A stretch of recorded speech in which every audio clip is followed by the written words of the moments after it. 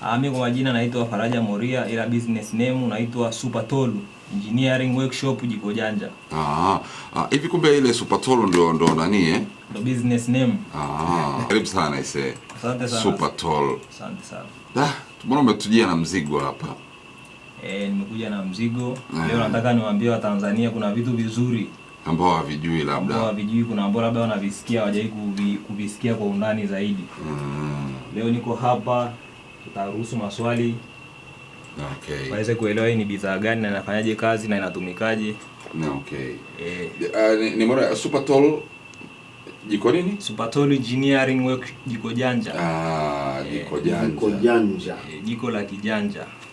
Vijana wengi ukijaribu kuangalia vijana wengi wanakuwa na bweteka na kutokuumiza vichwa kwa ajili ya kuweza kufanya gunduzi. Lakini tumeona wewe una trendi na hii jiko janja. Ilikuwaje mpaka ukaamua kuja huku? Tulikaa mpaka nikufika huku nilikuwa naangalia namna tutaweza kutumia njia gani rahisi na itakaweza kuokoa gharama kwa ajili ya kuweza kuokoa gharama kwa ajili ya watu kutumia nishati bora na safi ili kuweza kupunguza gharama za maisha. Unajua gharama kila siku zinapozidi kwenda, gharama za maisha zinapanda sana. Kwa hiyo nikasema tufikirie njia gani rahisi kuweza kupunguza gharama za maisha. Ndio kabili mgundue kitu kama hiki. Tukagundua jiko hili ambalo ni tone jiko janja na nikijaribu kuliangalia naliona kuna kamtungi hapa, lakini kuna sehemu ya kupikia pale inaonekana automatic. Hili jiko linatumia nini? Hili jiko linatumia oil chafu, used oil. Oil iliyofanywa service kwenye magari, oil ya pikipiki, bajaji, hydraulic, oil yoyote iliyofanywa service. Jiko hili ina support. Okay. Kwa hiyo inakuwa kama mafuta taa. Ndio kama mafuta yake, ndio kama nishati ya kuweza kuwasha. Na jiko hili hiyo oil ikiwa inachomwa inatoa moto ni msafi kabisa, hauna harufu wala hauchafui sufuria. Kabisa. Hamna kusugua sufuria? Yaani hakuna habari ya kuchafua sufuria wala kusugua. Yaani ikitoka moto ni clean, msafi kabisa. Mara kwanza mimi wakati naangalia kwenye mtandao wako wa kijamii nikawa naangalia nikawa najiuliza kama inatumia oili chafu vipi sasa katika upande wa sufuria zetu. Haiwezi kusababisha sufuria zikawa nyeusi. Hapana, haisababishi sufuria kuwa nyeusi kwa sababu jiko hili unaweza ukaongeza pia moto na ukapunguza moto na haitoboi sufuria kwa kuwa moto wake ni unaweza kubalance. Okay. Na vipi kwa sababu unaona ni full chuma. Unapoiwasha haiwezi kuleta joto kwenye miguu yake? Jiko hili alileti joto kwa sababu lina mfumo wa feni. Naomba niongelee kidogo kwenye feni hapo ili Watanzania wengi waweze kuelewa.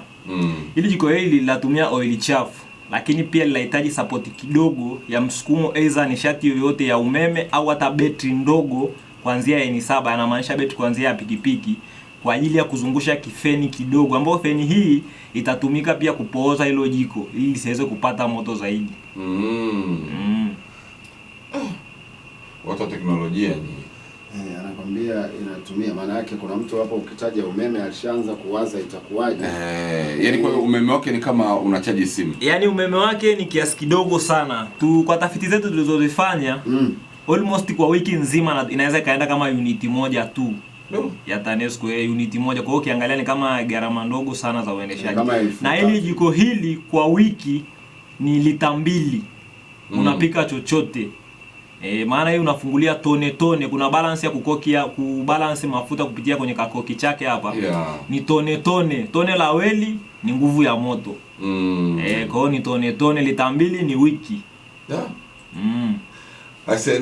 Na uzalishaji wake ukoje sasa?